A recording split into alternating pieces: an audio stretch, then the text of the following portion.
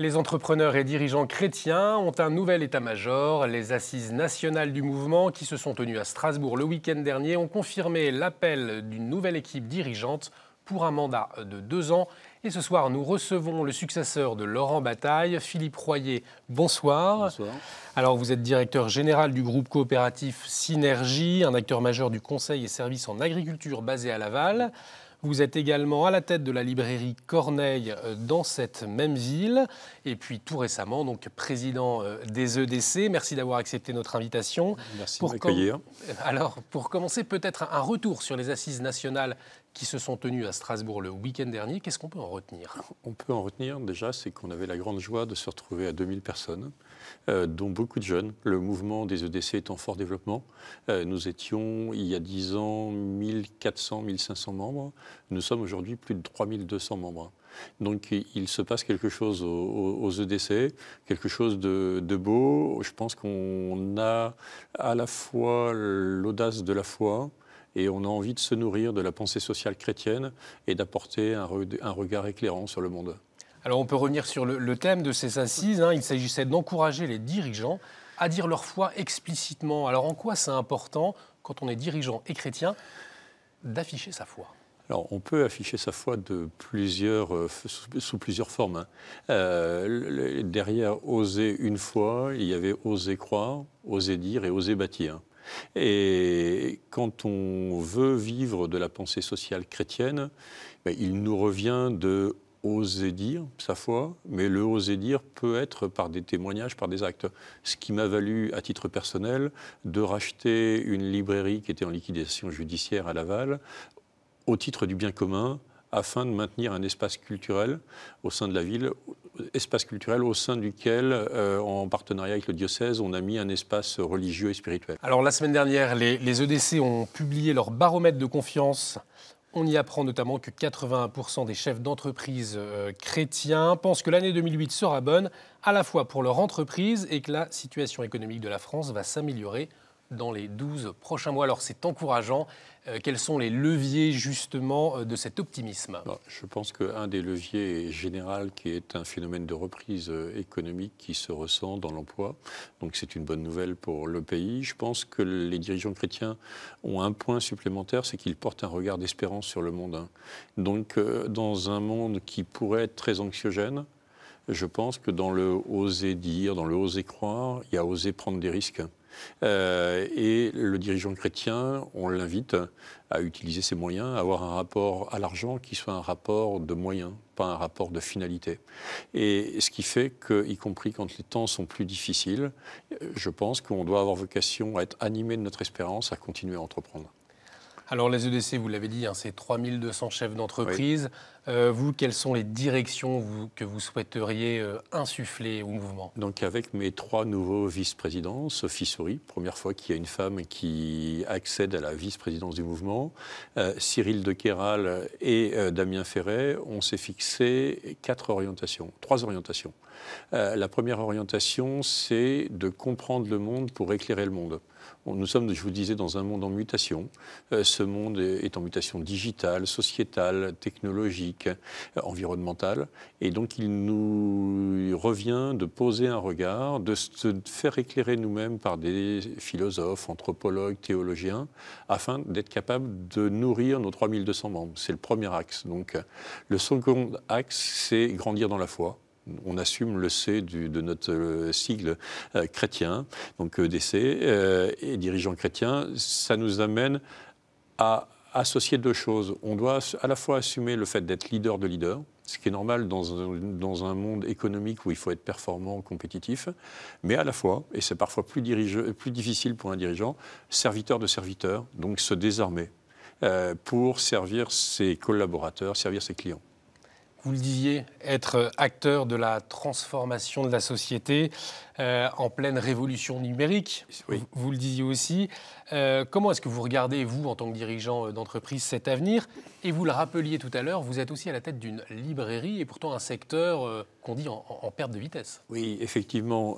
Si on regarde le monde, je vous disais, animé de notre espérance, on doit être amené à prendre et à oser et à prendre des risques dans ce monde. Donc cette prise de risque, je l'ai vécue en reprenant une librairie, mon métier principal étant de travailler dans le secteur agricole pour une agriculture du vivant, du digital, de l'expertise, un nouveau modèle agricole qui est en train de se développer.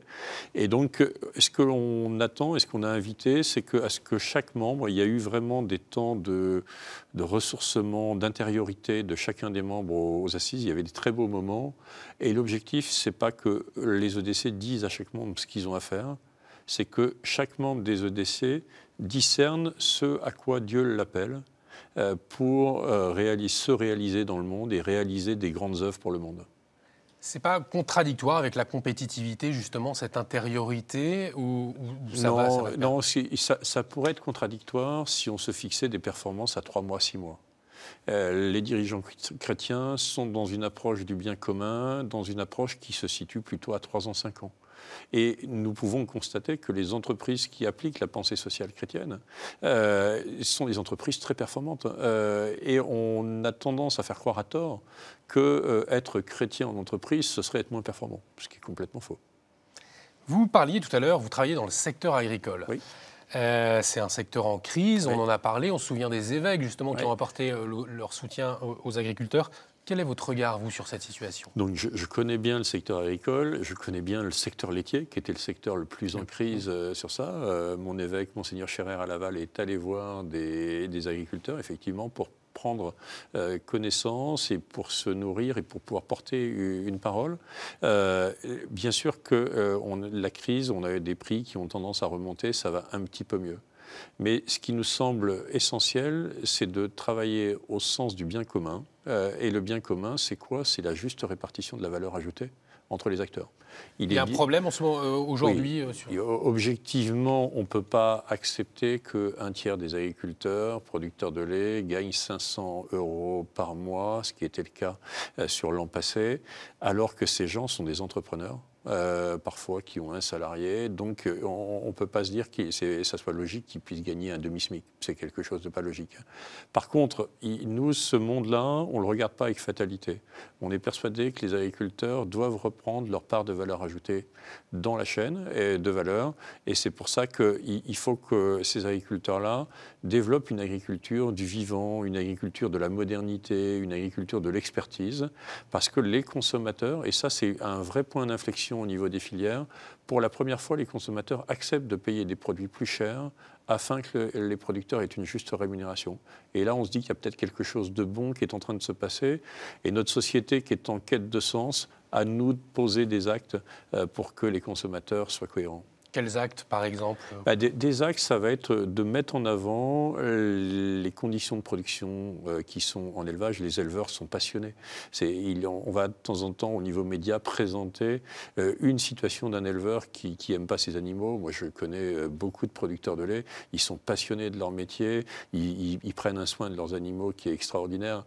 Donc, il est important que tous les éleveurs qui ont des conditions de production, qui font des efforts, qui utilisent moins d'antibiotiques, nous, on accompagne les agriculteurs à avoir des solutions digitales d'objets connectés pour mieux maîtriser la santé de l'animal afin d'utiliser l'aroma et la phytothérapie et donc ne plus utiliser d'antibiotiques. Épanouissement au travail, égalité homme-femme, place des travailleurs en situation de handicap, salaire des patrons ou encore la loi Pacte prochainement. Quel est, votre regard en tant que président des EDC sur la politique économique du président Emmanuel Macron ? Mon regard, le point que je salue, c'est la capacité de réforme. Et ça, je pense que c'était nécessaire et c'était attendu. Après, au niveau des EDC, nous, ce que l'on préconise, on pense que tout ne peut pas se passer par la libéralisation du marché. Nous sommes pour l'innovation, nous sommes pour se projeter dans un monde nouveau. Nous n'avons pas peur du digital et des technologies. Par contre, une société qui ne serait fondée que sur la somme des individualismes est une société qui ne peut pas marcher. D'ailleurs, on voit que l'écart entre les plus riches, d'ailleurs peu nombreux, vraiment les très riches et les plus pauvres, est grandissant. Nous, on se dit qu'il faut bâtir une société du bien commun, une société dans laquelle chacun a la responsabilité de l'ensemble des acteurs et dans laquelle chacun vit dignement. La dignité fait partie des éléments de la pensée et de la doctrine sociale chrétienne. Donc au fond, ce n'est pas dénoncer les gros salaires, mais c'est plus de... Alors, ce qu'on peut dire sur les gros salaires, moi je reconnais qu'il y a certains golden parachutes et autres qui sont à des niveaux choquants. Et on peut comprendre que la personne qui a du mal à boucler son mois soit choquée par rapport à ça. D'autant plus que quand la performance de l'entreprise n'est pas au rendez-vous, c'est doublement choquant. C'est doublement choquant. Après, il ne faut jamais juger les hommes. Je sais qu'il y a Emmanuel Faber, le président de Danone, qui assume ses convictions chrétiennes, qui lui a créé une fondation, et je pense qu'il y a plein d'autres exemples comme ça, et on ne sait pas non plus le bien qui est fait par les personnes. Donc, je veux dire, en tant que chrétien, de toute façon, il est important de ne pas juger les personnes. Par contre, on a le droit de juger qu'un système ne convient pas. On l'a vu pendant le journal, le pré-synode des jeunes, les jeunes avec les pères synodaux. Ouais.